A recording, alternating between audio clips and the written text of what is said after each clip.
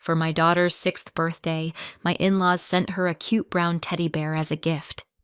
She looked happy at first, then froze. "Mommy, what is it?" I looked closer and went pale. I didn't shout. I took action. 3 days later, police were at their door. Mia's 6th birthday was supposed to be simple. Cupcakes, paper hats, 3 little girls shrieking in my living room like tiny opera singers who'd been raised entirely on glitter and spite. The problem with simple is that it requires your life to also be simple, and mine very much was not. I was in the middle of divorcing Adam. The paperwork was floating around like a bad smell. The tension was everywhere and nowhere, which is a fun way to live when you're trying to keep a 6-year-old from noticing her world is being rearranged. So I tried to compensate. I went full birthday mom. I put up streamers. I made goodie bags. I baked cupcakes from scratch instead of doing the normal person thing and buying them from a grocery store bakery that employs professionals and probably has a health certificate. I even invited parents to stay. I don't know why I did that. Maybe guilt. Maybe self-harm. Maybe I wanted witnesses in case I snapped and started eating frosting directly out of the piping bag with my hands. I did. The witnesses were polite. There were 3 friends, Mia's best friends, which changes weekly, but today it was these 3. Their parents hovered with that awkward energy of people trying to be supportive without admitting they've already asked their spouse. "So, are Michelle and Adam, you know?" I smiled too much. I laughed too fast. I used the voice you use when you're hosting a baby shower for someone you hate. Everything was fine. Mia was fine. And then the mail came. It was a neat pink box with a bow that looked like it had been measured and tied by a person who irons bed sheets. Janet and Frank. My in-laws. The type of people who believe presentation is character. There was a note taped to the top. "For Mia, open today." Because of course, Janet and Frank weren't coming to this party. Mia was having another birthday with Adam a few days later. Her dad's birthday, as Mia called it, like Adam was the one turning 6 and not just the one who would probably show up late and then blame traffic for the concept of time. But Janet and Frank wanted their gift opened now, so we added it to the pile. Kids opening presents together is chaos in a pure form, like a natural disaster with better wrapping paper. Mia ripped through a bag of stickers, squealed at a sparkly water bottle, and held up a plastic unicorn as if she'd discovered fire. Then she grabbed the pink box. "This one is from Grandma and Grandpa," she sang, like announcing a new character in a play. She opened it carefully, because Janet taught her to be gentle, which sounds sweet until you realize gentle is just Janet's word for obedient. Inside was a brown teddy bear with a little heart stitched on its chest. Mia's whole face lit up. She loved stuffed animals. She loved anything soft and loyal and silent. Honestly, same. "Oh my gosh," she whispered, hugging it like it had rescued her from a burning building. The other girls crowded around. "Oh, it's so cute. I want one." One of the dads, nice guy, vague name, probably Steve, said, "That bear is going to be her best friend." I laughed, because that's what you do when people say normal things at normal parties. Mia carried the bear off to play, and the house went back to its usual birthday roar. Kids running, parents sipping coffee like it was medication, paper plates stacking up, frosting appearing in places frosting should never be. At the time, it really did feel normal. Not peaceful, not calm, but normal. And that's the thing about normal. You don't realize it's the last time until it's already gone. About 20 minutes later, Mia appeared in the doorway of the living room, teddy bear in one arm, her little brow pinched the way it gets when she's trying to do math. "Mommy!" she called. I turned, still mid-smile, because I was performing "I'm fine" like it was my full-time job. She stepped closer. She wasn't crying. She wasn't upset. Just confused. Then she held up the teddy bear. There was a small opening near one of the seams, like a zipper hidden under fur. The kind you don't notice unless you're the kind of child who believes every object is a mystery waiting to be solved. "Mia, what did you—" She squeezed the bear's side and looked up at me. "Mommy," she said very quietly. "What is it?" Her voice did something to me, like a hand reaching inside my chest. I went still. I leaned in, and my skin went cold, because inside the bear, just barely visible through the opened seam, was something that definitely wasn't stuffing, something hard, something not meant for a child's toy. My stomach dropped so fast I felt it in my knees. My first instinct was to react the way my body wanted to react, to shout, to demand, to call Janet and Frank and ask them what kind of deranged little game they thought this was. But there were 3 little girls behind Mia. There were parents in my living room, there was a birthday cake with candles waiting to be lit, and there was Mia's face, looking at me like I was the final answer. So I swallowed it. I made my voice soft. "Oh," I said, like she'd just shown me a loose button. "Let me see it for a second, sweetheart." Mia hesitated. "Is it broken?" "No," I lied. "I just want to check something." I took the teddy bear from her hands gently, so gently, like I was holding a bomb. "Go play," I said. "I'll bring it right back." Mia nodded, because Mia is a good kid, because Mia trusts me, because Mia had no idea she'd just handed me the beginning of the end. I walked down the hallway without rushing, because rushing would have made the parents look up. And I didn't want questions. Not yet. I stepped into my bedroom, the room Adam and I used to share before the divorce, turned it into neutral territory, and shut the door. My hands were shaking before I even realized I'd started breathing differently.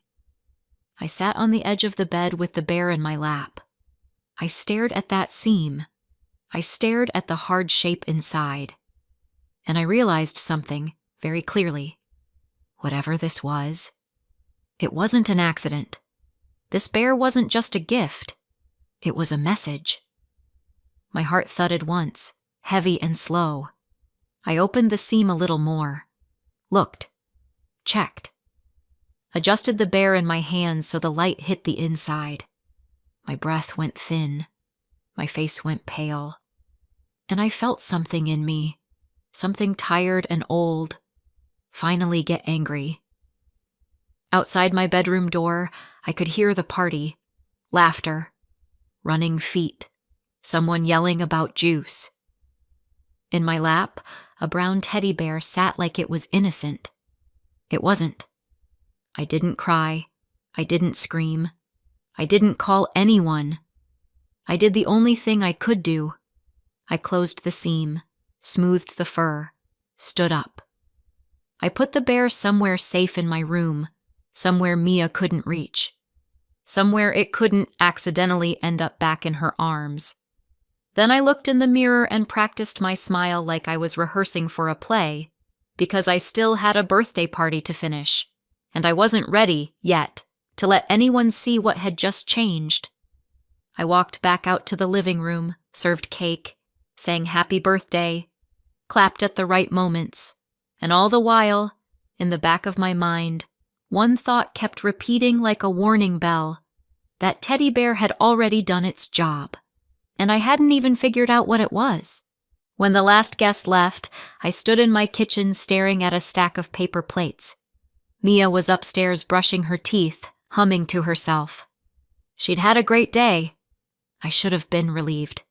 Instead, I felt like I'd run a marathon while carrying a secret in my mouth like broken glass, because I knew what was waiting in my room, and I knew who had sent it. Janet and Frank didn't become my in-laws by accident. They came with Adam like a warranty you don't read until it's too late. When I first met Adam, he was charming, funny, easy, the kind of man who could talk his way out of a speeding ticket and then convince you it was the officer's fault for standing there. He wasn't cruel. He wasn't loud. He wasn't the kind of husband you warn your friends about immediately. He was slippery. Money would disappear. Not in a dramatic way. Not in a, we're going to lose the house tomorrow way. Just enough to make you double-check the account. $100 here, $200 there. He always had an explanation. Oh, I forgot to tell you. I paid the car insurance. Oh, I grabbed groceries. Oh, I had to cover something at work. And for a while, I believed him, because that's what you do when you love someone. You make their stories fit. Janet and Frank were always around, close enough that dropping by felt like a hobby. Sunday dinners, random Tuesday visits, phone calls that started with just checking in and ended with, we're worried about how you're managing things. They were obsessed with money in that old-fashioned way, like money was morality. They'd ask questions that sounded casual but landed like inspections. So how much are you putting away each month? Are you still using that bank, or did you finally switch? What's in your name versus Adam's?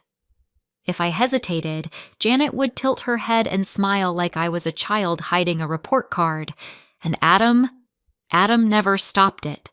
If anything, he'd nod along, laugh, shrug. Mom's just like that, he'd say. She means well.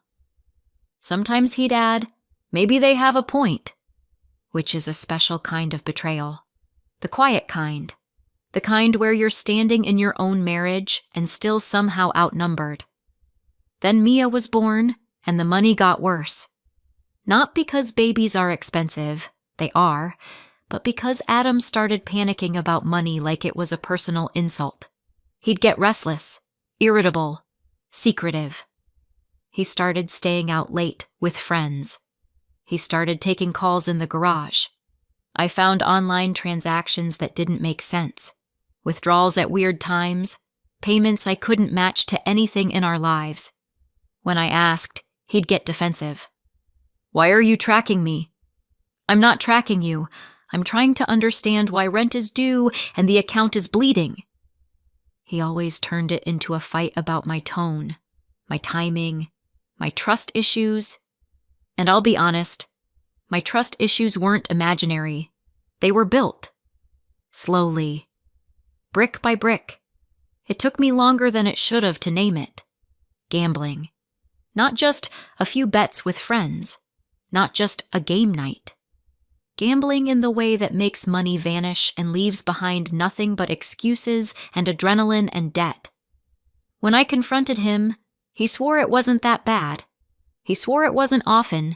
He swore he had it under control. Janet and Frank's response was, not what you'd hope. They didn't say, Adam, stop. They didn't say, Adam, get help. They said things like, Michelle, you need to be more supportive. They said, money stress makes men do things. They said, maybe if you didn't make him feel judged. It was always my fault somehow, and Adam, again, did nothing. He let them. He let them talk over me like I was furniture. He'd stand there and act tired and say, can we not do this right now? As if the problem was the conversation, not the gambling.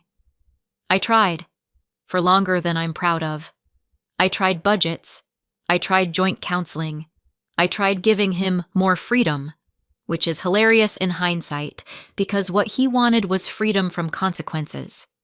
I tried to be calm and rational and supportive, but I also had a daughter. And at some point, you realize you're not raising one child. You're raising two, and one of them has a driver's license. The final turning point came after my father died. He wasn't young, but losing him still felt like someone pulled a chair out from under my life.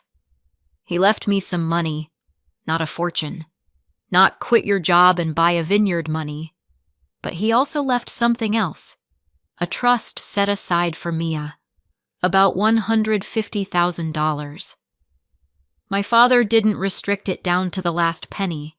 He trusted my judgment. It could be used for Mia if needed. That was the point. But I didn't want to touch it. I wanted to protect it like it was oxygen. College, a first apartment, a future where she didn't have to start adulthood already behind. Adam found out, and the tone of our marriage changed overnight. At first, it was just a suggestion. We could borrow a little. We could pay off some things. It's for Mia anyway. If we use it on expenses now, that's still for her. He started pitching it like a loophole. Then the requests got sharper. He claimed he had a business opportunity, a debt that needed paying, an urgent situation that would blow up if we didn't act. I later learned those urgent situations were gambling debts and losses he couldn't admit out loud. When I refused, he got angry. When I refused again, Janet and Frank got involved. They cornered me at dinner. Janet smiled and said, "A good mother uses every resource for her child." Frank grunted and said, "What's the point of money if you won't use it?" Adam sat there like a spectator at his own life. That's when I knew. This wasn't just about money. It was about control, and they wanted mine. I filed for divorce. I didn't want to. Not really. I didn't grow up dreaming of joint custody schedules and split holidays. My own parents divorced when I was Mia's age. I remember the confusion, the 2 birthdays, the feeling of being passed back and forth like luggage. I swore I wouldn't do that to my child, but I also swore I wouldn't let my child grow up watching her mother be drained, financially, emotionally, by a man who wouldn't stop and parents who would never let him face himself. So I did it. And then, because I'm apparently allergic to making things easy for myself, I tried to be generous. I offered 50-50 custody. I offered to split assets cleanly. I even offered to keep things peaceful around the inheritance I'd received while we were married, because it wasn't worth a legal war. Legal fees can eat a life whole. Adam acted like he agreed. We were almost settled, Angela Park said. My lawyer, calm and sharp, the kind of woman who could stare down a hurricane. Adam hadn't signed yet, but he played cooperative. And I believed him. Because I wanted to believe him. Because Mia deserved adults who could act like adults. So when Janet and Frank mailed that bear and insisted it be opened early, part of me thought it was just them being them. A power move. A performance. A way of making sure their presence hovered over my house even when they weren't in it. I didn't yet understand how far they were willing to go. But I did understand one thing. Standing in my bedroom earlier that day, I'd offered them peace, and they'd answered with something hidden inside a teddy bear, which meant the amicable part had never been real. It had just been the mask. And now, I couldn't stop wondering, if I was already giving Adam half, what else did he want? By the time Mia was in bed that night, I felt like my face hurt from pretending. She was still glowing from the party, sticky hair, cupcake frosting in places I didn't want to identify, the soft exhaustion of a child who'd been celebrated properly. "Best birthday ever," she mumbled into her pillow. My throat tightened. "Mine too," I lied, because mothers lie for love all the time. I tucked her in, kissed her forehead, and stood in the doorway for a second longer than usual. Mia didn't know. Not really. She knew something had been weird about the bear. She knew I'd taken it away, but she didn't know the storm. She didn't know the shape of what was coming, and that was the most painful part. Now the house was quiet, and the quiet was loud. I went back to my bedroom and took the teddy bear down from where I'd hidden it. It sat in my hands like an accusation. I opened the seam Mia had found. Wider this time. Inside was a small device. Hard plastic, wiring, something metallic. Not stuffing. Not a squeaker. I didn't understand it at first. Not completely. I'm not stupid, but I'm also not the type of person who casually identifies electronics hidden in plush animals. I did what any modern woman does when faced with a nightmare wrapped in fur. I took pictures, close-ups, angles, the tiny printed numbers on the plastic casing. Then I Googled. The search results didn't feel real at first. They felt like something that belonged to someone else's life. But piece by piece, it came together. A recording component. A location tracker. So they were trying to spy on us. But why? What did they want? What did Adam want? My hands went cold all over again. I sat on the edge of my bed and stared at the bear, thinking about how many times Mia had hugged it, how many times she'd pressed her cheek against it like it was safe, how many times Janet had kissed her and called her sweet girl while smiling at me like I was failing a test. I didn't cry. I didn't shout. I didn't even call Adam right away because I already knew what that call would be. He'd deny it. He'd say I was paranoid. He'd say I was spiraling. And then he'd report back to them, and they'd adjust. No, if they were playing games, I wasn't going to announce my moves. I put the bear back together as best I could, like I hadn't seen anything. Then I placed it in a sealed bag, tucked it away. Then I sat there in the dark thinking one simple thought. Adam is good with tech. Janet and Frank are good with guilt and control and casserole dishes. But tech? Adam. The next morning, I called Angela Park. I didn't even try to sound casual. I need to see you, I said. Angela didn't ask why. She just gave me a time. Her office smelled like clean paper and stress. I sat across from her desk and slid my phone forward. I took photos, I said, of a device, inside Mia's birthday gift. Angela's face didn't change much, but her eyes sharpened. She studied the pictures, zoomed in, zoomed out. Then she looked up at me. Michelle, she said, very calmly, this is serious. I know, I said. That's why I'm here. Angela set the phone down gently, like it might bite her. Before we talk about the device, she said, I need to tell you something. My stomach tightened. She opened a file, my file, and pointed to a page. Adam rejected the 50-50, she said. I blinked. What? He rejected the custody proposal, Angela repeated. He wants full custody. My mouth went dry. That doesn't make sense, I said. He said I know what he said, Angela cut in, still calm. I know what he presented to you, but in the paperwork, he's alleging you're unstable. My heart started pounding in my ears. He's calling me unstable? Angela nodded. And he's requesting that the court place him in control of decisions involving Mia's finances and care. There it was. The click. The reason. It wasn't about Mia. Not really. Because if it were about Mia, 50-50 custody would have been enough.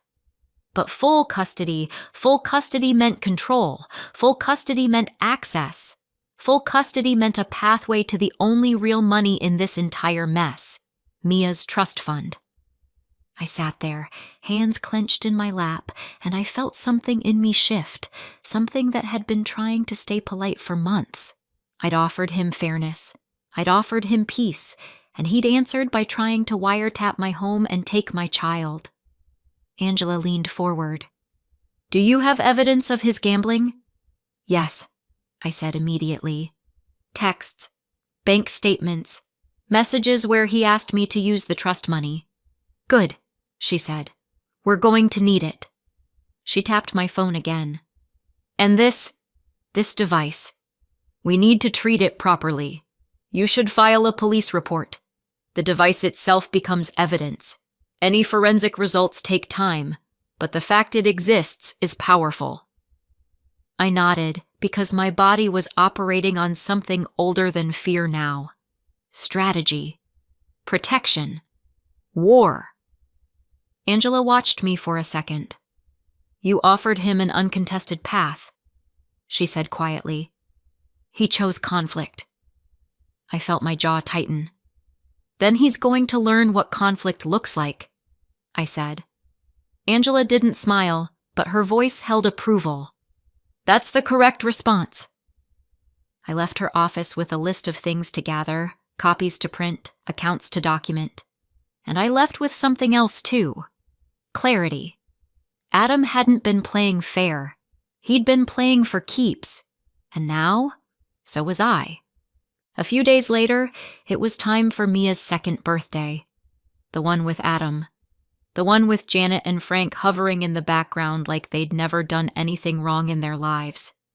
I didn't want to let Mia go. Every protective cell in my body screamed not to. But I also knew how this would look if I stopped it without proof. If I suddenly became difficult. If I became the story they wanted.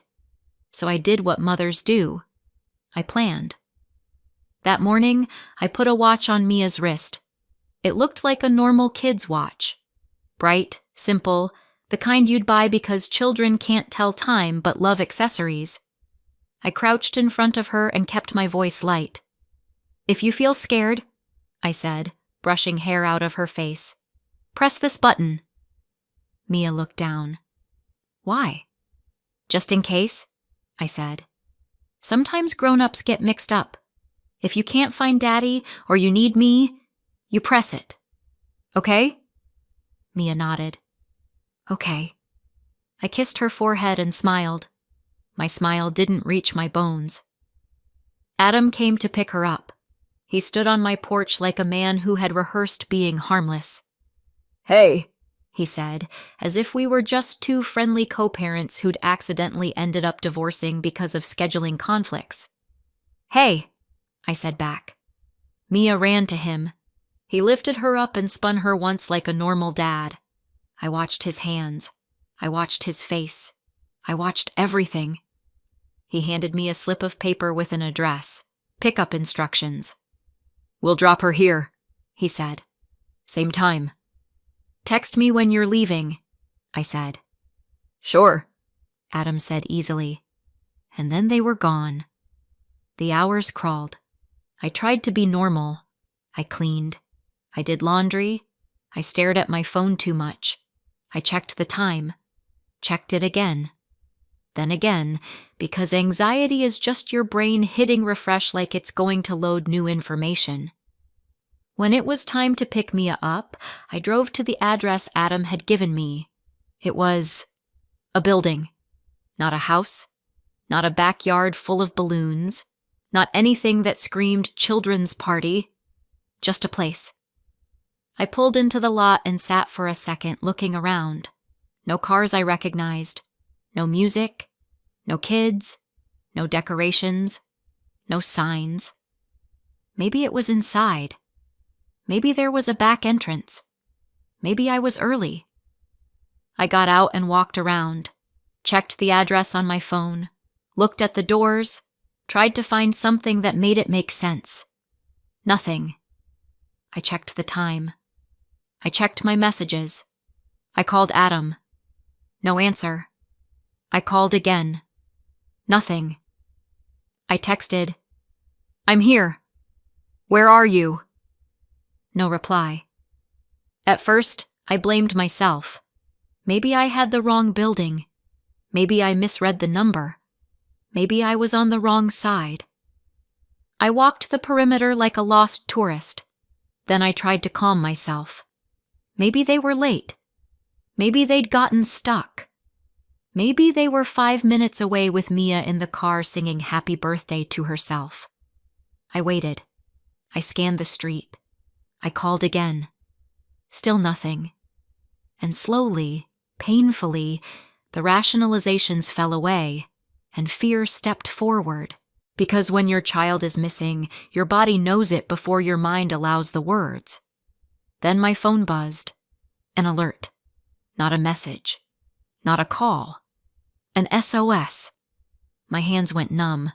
I opened it and saw the location ping. Mia. At Janet and Frank's house. My stomach dropped so hard I thought I might throw up. I didn't. I moved. I got in the car and drove. Fast but focused, because panic driving is how people end up dead, and I needed to stay alive long enough to get my child. As I drove, I called the police. "My daughter's 6, I said, voice tight, not dramatic, just factual.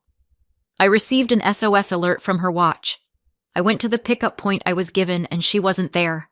I can't reach her father. I have her GPS location. Please send someone to check." The dispatcher asked questions. I answered them. My voice sounded like someone else's, like I'd become a woman made of pure checklist. I gave the address. I kept driving. When I turned onto Janet and Frank's street 5 minutes later, I saw a patrol car already there. My heart seized with relief and fury all at once. I pulled up and ran to the door. Before I could knock, it opened, and Mia burst out like she'd been held underwater. She ran straight into my arms and wrapped herself around me so tight her little fingers hurt. I held her and breathed her in. Warm hair, shampoo, the smell of a child who should never be used as a weapon. "Mia," I whispered. "I'm here. I'm right here." She pulled back just enough to look at me, eyes wet and confused. "Grandma said you didn't come," she choked out. "She said you abandoned me." My throat closed. "I did come," I said immediately. "I was there. I was looking for you." Mia's face crumpled like she was trying to hold two truths at once and didn't know which one to trust. Behind her, Janet appeared in the doorway with her hands clasped like she was hosting a Bible study. "Oh, Michelle," she said, voice sweet. "This was all a misunderstanding." Frank stood behind her, arms crossed, looking irritated, like my missing child was an inconvenience to his evening. An officer stepped closer and asked a few basic questions. Calm voice, neutral posture, the practiced tone of someone who's seen every version of family chaos. Mia sniffled and said, "I got scared. Mommy didn't come." My chest tightened. Because of course she said that. She was 6. She'd been told it. She'd believed it. She'd pressed the button because she was scared, and kids don't know what else to do when they think they've been left. Janet murmured, "She's been so emotional lately." I looked at her, really looked, and I saw the same smile she'd worn at Sunday dinners when she'd asked me about my bank account like it was her business. I didn't argue on the porch. I didn't explain. I didn't give them the fight they wanted. I lifted Mia into my arms and said, "We're going home." Janet opened her mouth like she was going to protest, but the officer's presence made her pause. Frank looked like he wanted to say something, but he didn't. Adam was nowhere in sight, which honestly felt like the most Adam thing possible. I buckled Mia into the car and drove home shaking with contained rage. Once we were inside, I made hot chocolate. Not because hot chocolate fixes trauma, but because it gives small hands something warm to hold, and sometimes that's the first step back to safety. I sat with Mia on the couch until her breathing slowed. "I didn't abandon you," I told her quietly. "Never." Mia nodded, exhausted. She leaned against me like a baby, even though she was 6 and determined to be big. Later, when she was asleep, I went to my room and opened the watch app. I wasn't expecting much. A timestamp, a location log. But when I clicked the SOS event, there was an audio file attached. My fingers hovered over it for 1 second. Then I pressed play. At first it was muffled, fabric, movement, a child's breathing. Then Janet's voice slid in, clear enough to make my skin crawl. "You see?" she was saying. "Your mommy didn't come." Mia's small voice. "She said she would." Janet again, softer now, like poison in honey. "Sometimes mommies say things and don't mean them. You need to remember that." Frank's voice rumbled in the background. "Stop crying. Big girls don't cry." Mia's sob caught in her throat, and my stomach turned. Then Janet's voice again, and this time it wasn't comfort. It was instruction. "If anyone asks," she said, "you tell them your mommy forgets things. You tell them she gets upset. You tell them she isn't stable." I stopped breathing. Mia whimpered, and Janet kept going. You don't have to like saying it, Janet murmured, but it's important. Daddy needs help. We need help. And your mommy, well, your mommy can't take care of you the way we can. The recording continued. More coaching, more shaping, more deliberate, sickening adult hands trying to sculpt my child's reality. This wasn't a mistake. This was a plan. I saved the file, backed it up, sent it to Angela Park. Then I sat on the edge of my bed and stared into the dark, listening to the quiet house and thinking one cold, steady thought. They wanted proof. Now they'd given it to me, and they were going to regret every second of it. Months later, we had the hearing. By then, it wasn't one incident. It was a pattern. A teddy bear with a recorder and tracker inside it, sent by Janet and Frank, handled by Adam. A police report. A forensic result tying Adam to the device. And Mia's SOS recording. My 6-year-old's voice trembling while adults coached her like she was a witness they could rewrite. It wasn't, he said, she said, anymore. It was their voices, their choices, their fingerprints. The judge didn't need me to be dramatic. I didn't have to perform pain or prove I was the better parent in some inspirational speech. I just had to tell the truth and hand over the evidence. I got full custody. Adam got supervised visitation. On paper, it was structured. In reality, he barely used it. Every other week if he felt like it, sometimes less. Sometimes he'd cancel last minute, like fatherhood was an optional subscription. Janet and Frank disappeared from our lives completely. Mia didn't ask about them anymore. Not after that day. Not after the lies. Not after the feeling of being turned into a pawn and realizing it. Kids don't always have the words for betrayal. They just stop reaching for the people who did it. And financially, I could finally breathe. My salary stayed in my household. No more money vanishing. No more emergencies that always required my sacrifice. Mia's trust fund stayed untouched and invested. $150,000 sitting exactly where it belonged, in her future, not in someone else's appetite. Sometimes, late at night, I think about how close I came to playing nice right into a trap, and then I look at my daughter, safe, sleeping, steady, and I know I didn't go too far. I went exactly far enough. So what do you think? Did I go too far, or not far enough? Let me know in the comments, and don't forget to subscribe for more. Alright, original tales for a story for you. In this one, it gets messy, fast. Let's get into it. My wealthy grandmother saw me and my 6-year-old daughter at a family shelter. She asked, "Why aren't you living in your house on Hawthorne Street?" I was stunned. What house? 3 days later, I arrived at a family event, and my parents went pale. If you've never tried to get a 6-year-old ready for school while living in a family shelter, I can summarize the experience for you. It's like running a small airport. Except the passengers are emotional, the security line is shame, and you're doing it all with one sock missing. That morning, Lila's sock was the one missing. "Mom," she whispered, the way kids do when they're trying to help you not fall apart. "It's okay. I can wear different socks." She held up one pink sock with a unicorn and one white sock that used to be white. I stared at them like they were evidence in a crime scene. "It's a bold fashion choice," I said. I do what I want." Lila smiled, and just like that, for half a second, I forgot where we were. Then the shelter door opened behind us and the cold slapped me back into reality.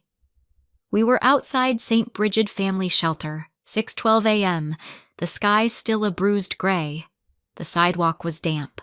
The air had that winter smell, metallic and clean, like the world had been scrubbed too hard. Lila adjusted her backpack, which was bigger than she was. I tugged the zipper up on her puffy coat and tried not to look at the sign above the entrance. Family Shelter. It wasn't even the word shelter that got me.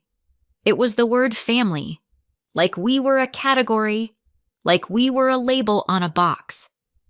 Okay, I said, forcing brightness into my voice. School bus in 5 minutes. Lila nodded. She was brave in a quiet way that made me feel both proud and guilty at the same time. Then she asked softly, "Do I still have to say my address when Mrs. Cole asks?" My stomach clenched. "I don't think she'll ask today," I said. Lila didn't push. She just looked down at her shoes and then back up at me like she was memorizing my face, like she was checking if I was still me. "Mom," she said, "are we going to move again?"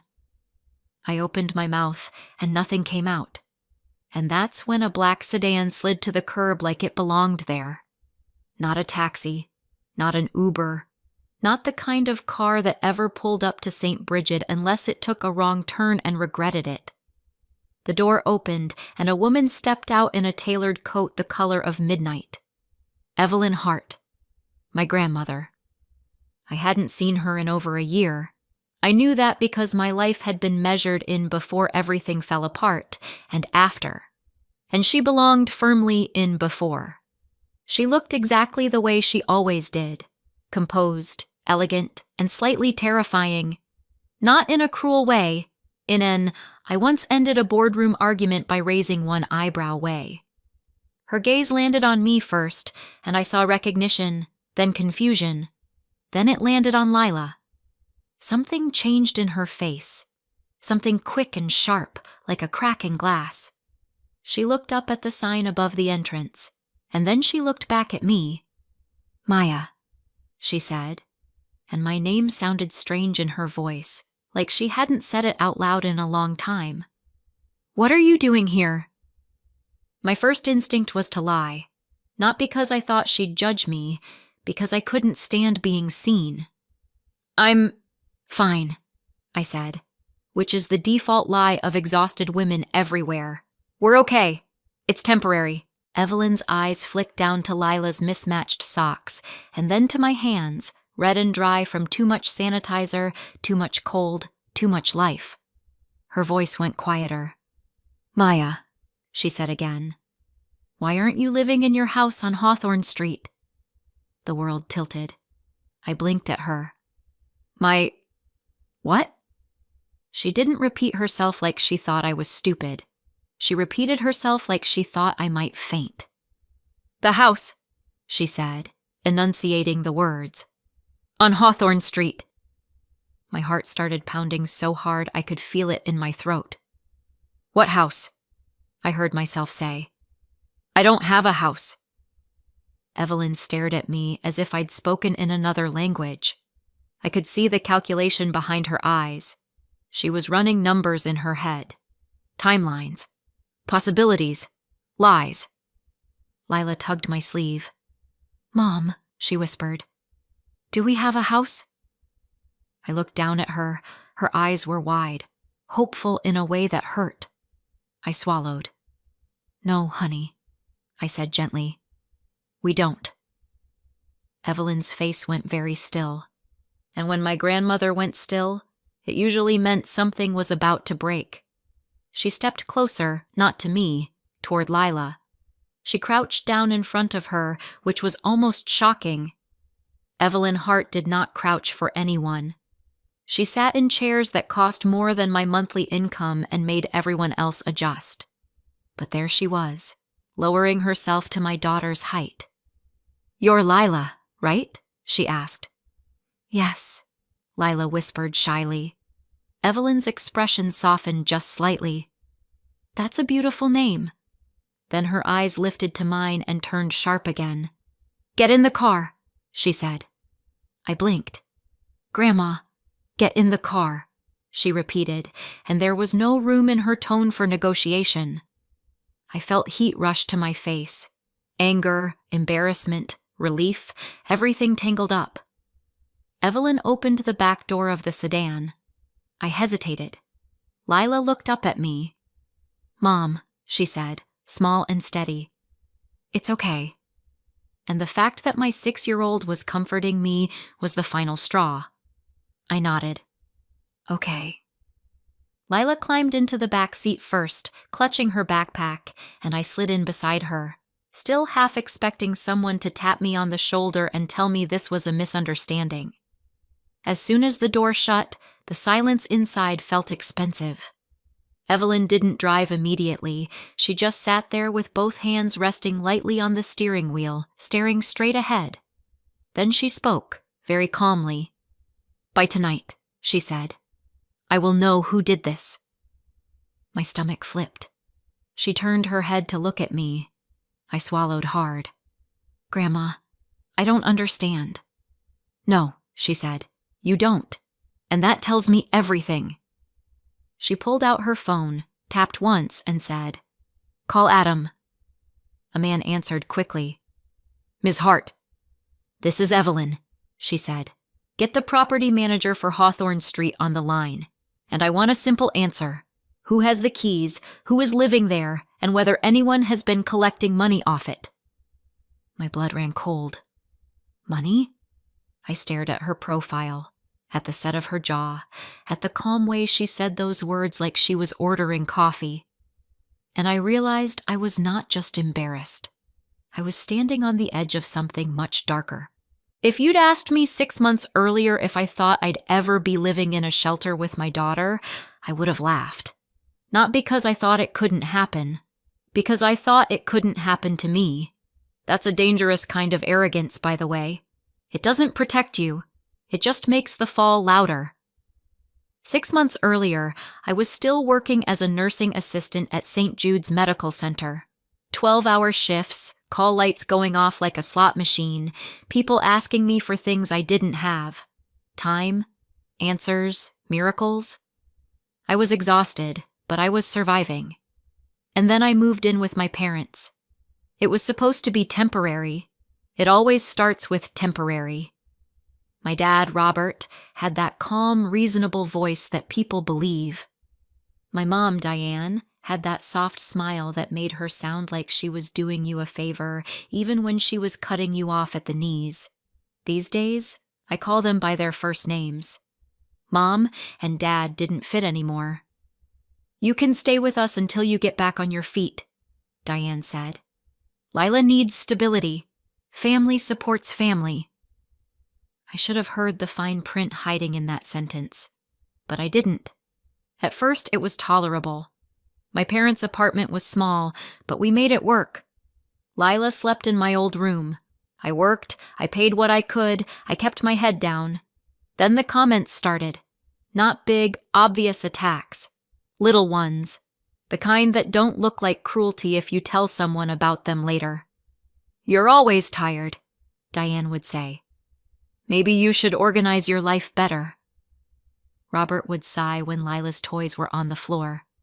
"We're just trying to keep the place nice." And then, one night, after I'd come home from a double shift with my feet aching and my brain half dead, Diane sat down at the kitchen table like she was about to deliver a diagnosis. "We need to talk," she said. I already knew that tone. "We think it's time you became independent," she said softly. "You've been here long enough." "I'm trying," I said, keeping my voice even. "Rents are high. Deposits—" "You're a mother," Diane said. "If you're a good mother, you'll figure it out." The words hit me so hard I actually looked around, like someone else must have said them. Robert cleared his throat. 30 days. That's reasonable. We're not monsters." I wanted to scream, but screaming never helped in that apartment. It just gave them something to point at later. So I nodded. "Okay." And I tried. I looked at listings during my breaks at the hospital, my thumbs scrolling while I gulped cafeteria coffee. I called places. I got told the same thing over and over. First and last month. Deposit. Proof of income. Credit check. Sorry, we chose another applicant. Every day I felt like I was running uphill with Lila on my back. And then came the night they decided 30 days was actually a suggestion. It was after a late shift. I'd helped a confused elderly man back into bed 3 times, cleaned up a spilled tray, and held a woman's hand while she cried because she was scared of surgery. I came home after midnight. The hallway light outside my parents' apartment was on. My stomach tightened immediately. 2 cardboard boxes sat outside the door. My boxes. I stared at them for a long second like my brain refused to accept the shape of what I was seeing. Then I tried the doorknob. Locked. I knocked. Silence. I knocked again. Harder. Finally, the door cracked open. Diane's face appeared, calm as if this was a normal Tuesday. "You need to keep your voice down," she whispered sharply. "Neighbors." "Why are my things outside?" I demanded. Robert's voice came from behind her, bored. "We told you, Maya. Independence." "It hasn't been 30 days, I said, my voice shaking. Diane's expression hardened just slightly. "Plans change." I glanced past her shoulder into the entryway. Lila was curled up on the floor right by the shoe rack, her little jacket folded under her head like a pillow, half asleep, shoes still on, like they'd put her there hours ago so I could scoop her up and disappear without waking the whole apartment. "Where are we supposed to go?" I hissed. Diane's smile came back, thin and satisfied. "You'll figure it out. You always do." And then, as if she were doing me a favor, she added, "Don't make a scene." I stood there with my boxes in the hallway, the air buzzing in my ears. I stepped inside just long enough to crouch and slide my arms under Lila. She made a tiny sleepy sound and automatically wrapped herself around my neck. As I backed out into the hall, Diane's hand was already on the door. The door closed. Lila stirred. "Mom?" she mumbled. "It's okay," I lied automatically. We're having a sleepover." I shoved the boxes into my car and drove. I don't remember most of that night. I remember streetlights. I remember the way my hands shook on the steering wheel. I remember sitting in the car with Lila asleep across the back seat, her small body curled like a question mark. I remember thinking over and over, how did this happen? The next day, I tried to fix it. Because that's what I do. I fix things. I wipe down messes. I lift people who can't lift themselves. I called Diane. She didn't answer. I called Robert. He answered once. "We're doing this because we love you," he said, like he was reading from a script. "Tough love." Then he hung up. I went to work anyway, because the rent I didn't have wasn't going to pay itself. By day 3, my cheeks were hollow from stress and my stomach hurt from cheap gas station food. I tried a motel. 1 night. 2. Then the money ran out. A school counselor noticed Lila was quiet, asked if everything was okay. I lied. Then the counselor asked again, gently, and I saw Lila watching me with those big eyes, learning from me how to lie to survive. So I told the truth. And 2 days later, I was filling out shelter intake forms while Lila sat beside me swinging her legs. The intake worker was kind but tired, like she'd seen too much. "We need your information," she said. "We need to know where you stayed last night." "In my car," I said. She nodded like she was checking a box. Lila leaned toward me and whispered too loudly, "Is this our house now?" The woman flinched. I smiled too hard. "No," I said quickly. "No, sweetheart." I wanted to add, "This is temporary," but the word tasted like a joke. That night, Lila fell asleep on a narrow bed beside me in a room that smelled like bleach and overcooked food. I lay awake listening to the sounds of other families behind thin walls, coughing, babies crying, someone whispering, "It's okay," over and over like a prayer. My phone sat in my hand. I thought about calling my grandmother. Evelyn Hart was not the kind of woman you called to cry. She was the kind of woman you called when you needed a problem solved. but my mother had spent years training me not to bother her. "Your grandmother hates drama," Diane always said. "She doesn't like weakness. Don't embarrass yourself." And when I texted Diane after the lockout, asking if Evelyn knew what was happening, Diane responded instantly. "Grandma is overseas. She's busy. Don't drag her into this." It was incredible how fast my mother could answer a text when she wanted something. So I didn't call. I told myself I'd handle it. I told myself I didn't want to look pathetic. I told myself a lot of things. And then, on a cold winter morning, my grandmother stepped out of a black sedan outside a shelter and asked me why I wasn't living in my house on Hawthorne Street. And I realized I didn't just have a housing problem. I had a family problem, and someone had been lying for a long time. Back in the sedan, Evelyn's call was already in progress. I didn't hear the other voice, only Evelyn's side, sharp enough to cut glass. "Who signed for the keys?" A beat. "And the house is occupied." My stomach dropped. Evelyn didn't react like someone surprised. She reacted like someone confirming what she'd already suspected. "Send the file to Adam," she said. "Everything." She ended the call and finally looked at me, not with pity, with certainty. I sent one text to Lila's school with thumbs that wouldn't stop shaking. "Family emergency. Lila won't be in today. No explanation, no essay. Just the truth in the smallest, least humiliating package I could manage." Evelyn drove to a diner 10 minutes away, the kind of place with warm windows, a bell on the door, and menus that smelled like syrup. Inside, the heater blasted my face so hard I almost cried from the shock of being warm. We slid into a booth. Lila immediately found the kids' menu and started coloring a cartoon pancake like it had personally insulted her. Evelyn ordered hot chocolate for Lila without asking.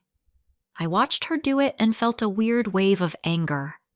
Not at Evelyn, at the universe, because it was that easy to be kind, and my parents had chosen everything else.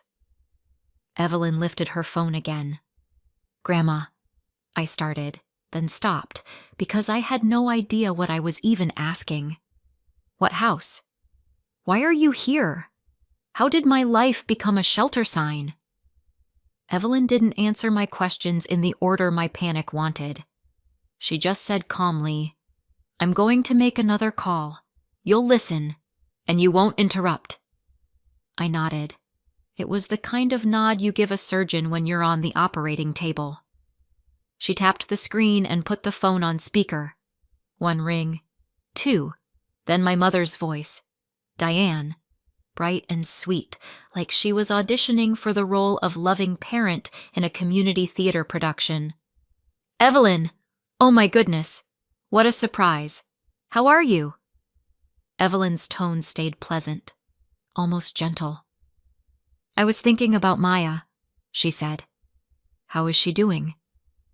I felt my stomach drop into my shoes. There was a microsecond of silence. The tiniest pause where a liar decides which version of reality is most useful. Then Diane answered smoothly, confidently, like she'd been practicing the sentence in front of a mirror. "Oh, she's doing great," she said. "She's living in the house. She's settled. She loves it. You know Maya. She wanted space, so we didn't bother you." I stared at the sticky table as if it might open up and swallow me whole. Across from me, Lila colored quietly, humming to herself. She didn't understand the words, but she understood tone. She glanced up once, saw my face, and went right back to coloring harder. Like she could scribble the problem away. Diane kept talking, filling the silence with cheerful nonsense. How busy she'd been, how proud she was, how family is everything. Evelyn let her. Evelyn didn't rush liars. She gave them room to hang themselves properly. Finally, Evelyn said, "That's good to hear," and ended the call. Just like that. No confrontation, no accusation, no gotcha. My throat tightened. That Evelyn said quietly. Wasn't confusion. I let out a laugh that sounded like a cough. So she knew, I said. She knew the whole time. Evelyn's eyes stayed on mine, steady and sharp. She knew enough to lie without thinking, she said. That tells me what I need to know. Lila slid her coloring page toward me. Mom, look. I made the pancake purple. I forced a smile so quickly it probably looked painful. Wow, I said. That pancake is incredibly brave. Lila giggled, and for half a second my chest unclenched. Then Evelyn leaned in, lowered her voice, and said the simple sentence I should have heard months ago. I arranged a house for you, she said, on Hawthorne Street. Your parents were supposed to manage the handoff. Keys, move in, all of it. They told me it was done. My brain tried to process it. A house. For us. And my parents had been living their lives like that sentence didn't exist. I gripped the edge of the booth until my knuckles went white. Why wouldn't you tell me directly? I heard myself ask, and immediately felt stupid, like I was blaming the only person who'd shown up. Evelyn didn't flinch. Because I trusted your parents, she said, which was my mistake. Not yours. Then she stood up, walked a few steps away so Lila couldn't hear, and made 2 quick calls. Low voice, clipped, efficient. I only caught pieces. Hawthorne file. Clean summary. Key log. Listing history. Tenant payments? Yes. Today. When she came back, she didn't sit down like she planned to linger. She sat down like she planned to move. You're not going back to that shelter, she said. My pride tried to stand up and argue. My exhaustion shoved it back down. Okay, I whispered, which was the most honest word I'd said all day. An hour later, Lila was bouncing on a hotel bed like it was a trampoline, and the world had never been cruel. She found the little complimentary soap, sniffed it dramatically, and announced it smelled like a fancy grandma. Evelyn stood by the window, phone in hand, watching traffic like she was watching a battlefield. She didn't tell me everything. She didn't have to. The point wasn't details yet. The point was that something was happening. Something I didn't have to carry alone. That night, after Lila fell asleep in clean sheets with her stuffed rabbit tucked under her chin, Evelyn sat at the small table by the window and finally spoke again. Your parents are hosting an event, she said. Important to them. A venue, relatives, speeches, the whole performance. My stomach tightened. When? Evelyn's gaze stayed on the city lights. Soon, she said. And we'll be there. She didn't say it like a threat. She said it like a decision already made. 3 days later, I stood in the hotel bathroom staring at myself in the mirror. I looked like a version of me that had been put through a washer cycle and hung up to dry in a storm. Evelyn had insisted I buy a dress. Not an expensive one. Just a clean one. A simple one. You don't need armor, she'd said. You need dignity. I wasn't sure dignity came in polyester, but I appreciated the sentiment. Lila wore a little blue dress and tights. She twirled once in the hotel room and said, I look like a princess. You do, I said, and my throat tightened. On the ride over, my stomach twisted so hard I thought I might vomit. What if I freeze? I asked quietly. Evelyn didn't look at me. Then I'll speak.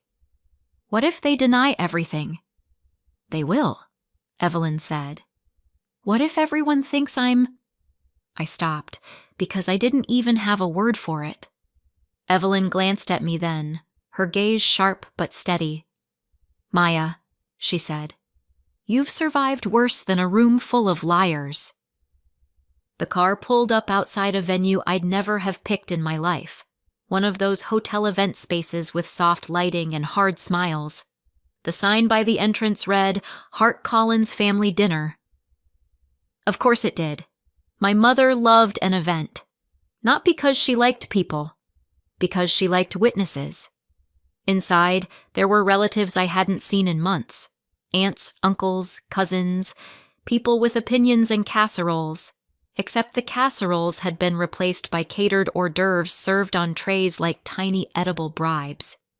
At the far end of the room, there was a projector screen set up and a microphone, because my mother couldn't serve dinner without also serving a narrative.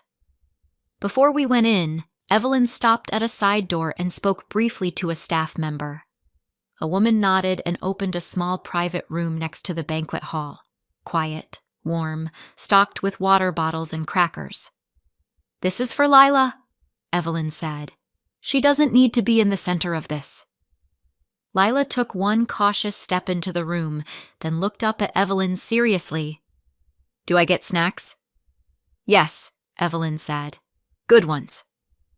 Lila accepted that like it was legally binding. A trusted assistant stayed with her. Lila waved at me, completely unaware she was being protected from the family apocalypse. Then Evelyn looked at me.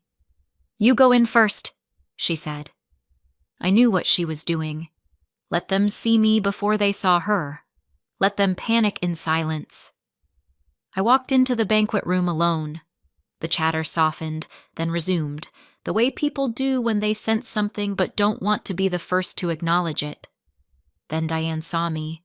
Her smile appeared automatically, then glitched, like a bad Wi-Fi connection.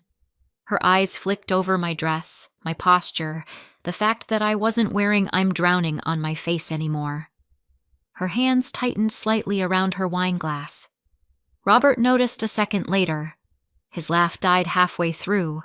His jaw clenched like he was biting down on a thought. Neither of them moved toward me. They didn't ask where I'd been. They didn't ask how Lila was. They did what people do when they're trying to calculate danger. They smiled and waited. I stood near the edge of the room and let the silence do its work. Dry humor is sometimes the only thing that keeps you from screaming, so I let myself have one thought. Look at us. A family dinner. The kind where everyone pretends the most important thing is the seating arrangement. A minute later, the room temperature changed. Evelyn Hart entered. Calm. Unhurried. Completely in control. Beside her was a man with a slim folder and a laptop bag, the kind of person who looked like he'd never raised his voice in his life because he didn't need to. Diane went pale. Not, "Oh, you surprised me," pale. More like, "I just realized my entire plan has a hole in it," pale. Robert straightened his shoulders, the way he did when he wanted to look like the victim before anyone had accused him of anything. Evelyn nodded to a few relatives like she was simply attending dinner. Then she looked at my mother. "Diane," Evelyn said lightly, "before we eat, I'd like to clear up something you told me." My mother's smile tightened. "Of course, Mom." Evelyn's voice stayed calm. "You told me Maya was living in the house on Hawthorne Street," she said. The room quieted, not because everyone suddenly cared about Hawthorne Street, but because everyone suddenly cared about Diane's face. Diane's eyes darted. She set her glass down as if it had become heavy. "Well," she said, laughing too fast. "Yes, she—" Evelyn held up a hand. "Let's not do this with guessing," Evelyn said. "Let's do it with facts." She nodded to the man with the laptop. He stepped forward and plugged into the venue's projector like he'd done it 1,000 times. The first slide appeared, Hawthorne Street. Summary. A murmur ran through the room. Diane's mouth opened. Nothing came out. Evelyn didn't speak like she was giving a courtroom speech. She spoke like she was reading the weather. "This house was arranged for Maya and Lila," she said, and the screen showed a simple line to match. Next slide. "Keys released to Diane Hart Collins. July." Evelyn let that sit for half a second. Then another slide. A listing screenshot. The Hawthorne house marketed as a furnished rental. Photos of the living room, the kitchen, the bedroom. People leaned forward. Diane's hands started to shake. Next, a lease summary. Names blurred, dates visible. Tenants moved in. August. And then the slide that made the room go dead quiet. A payment instruction page from the property manager file. Rent payout account, provided by Diane and Robert. Evelyn's voice didn't rise. "Diane," she said, "you didn't just take the keys." She looked around the room, making sure everyone heard. "You rented out the home meant for my granddaughter and my great-granddaughter, and you had the rent sent to an account you controlled." Robert snapped first, loud, trying to take back the room. "This is inappropriate," he barked. "This is a family event." Evelyn turned her gaze to him. "Yes," she said. "That's why I'm doing it here." Diane found her voice, thin and frantic. "We were going to tell her," she said quickly. "It was temporary. We needed—" "Temporary," Evelyn repeated. Her eyes flicked toward the side room where Lila was, unseen but present. "You displaced a child," Evelyn said, and the room went still. She paused, just long enough, then finished the sentence. "For profit." Someone gasped. Someone whispered, "You've got to be kidding." Diane started crying, real tears this time. "We had debts," she sobbed. "You don't understand." Evelyn's expression didn't change. "I understand enough," she said. "And I'm done funding your choices." She turned slightly so everyone could hear and said simply, "Starting now, Diane and Robert receive nothing from me. No more help. No more transfers. No inheritance." Robert's face twisted. "You can't—" "I can," Evelyn said. "And I already did." The man with the folder stepped forward, calm. "Diane Collins, Robert Collins," he said politely. "These documents are for you." A uniformed officer stood nearby, not dramatic, not aggressive, just present, because Evelyn didn't gamble with scenes like this. Diane stared at the papers like they were radioactive. Robert took them with shaking hands, then looked around the room and finally understood the worst part. This wasn't a fight anymore. It was a reputation collapsing in public. Evelyn's voice stayed level. "You will not contact Maya," she said. "You will cooperate, and you will answer for what you did." Diane turned to me then, eyes wild. "Maya," she begged. "Tell her to stop. We're family." Something inside me went cold and clear. "You should have remembered that," I said quietly, "before you made a business out of my daughter's home." Diane's face crumpled. I didn't feel joy exactly. I felt relief. Relief that the truth was finally out loud. Relief that I wasn't crazy. Relief that Lila would never have to learn how to smile through humiliation the way I had. I didn't stay for the aftermath. I walked out of the banquet room, down the hallway, and opened the door to the private room. Lila looked up, cheeks full of crackers. "Mom, are we done?" I crouched and hugged her so tight she squeaked. "Yeah," I whispered. "We're done." She leaned back and looked at my face carefully, like she was checking for storms. Then she asked softly, "Can we go home?" I swallowed hard. "Yes," I said. "We can." Evelyn met us in the hallway. She didn't look back at the room. She didn't need to. In the car, Lila leaned against my shoulder and fell asleep. I stared out the window, hands trembling. "Grandma," I whispered, "what happens now?" Evelyn didn't take her eyes off the road. "Now," she said, "we take back what was meant for you. 6 months later, our life is boring in the best way. We live on Hawthorne Street now. Lila has her own room, her own curtains, and a crooked art gallery of drawings taped to the wall. She walks to school like the world has always been safe. That's the point. I'm still a nursing assistant. By choice, not because I'm stuck. I'm finishing my RN track one step at a time, and for the first time, my energy goes into the future instead of survival. Evelyn never paid for my life. She showed up when it mattered most, and she made sure no one could ever intercept help again. Sunday mornings, she visits with pastries and pretends she's only here to see Lila. Lila doesn't buy it. "Grandma Evelyn," she'll ask, "do you like our house?" Evelyn always pauses like she's swallowing something heavy. Then she says, "Yes, I do." As for Diane and Robert, turns out you can't rent out someone else's home, collect the money, and keep calling it family. The rent they took didn't stay free. They were forced to repay it, and the investigation that followed made their respectable image evaporate. Once Evelyn cut them off, their hidden debts showed up like roaches under a flipped light switch. People stopped inviting them. Calls stopped getting answered. My mother tried to contact me. Not to apologize, to negotiate. I blocked the number, because I'm done bargaining for basic decency. So what do you think?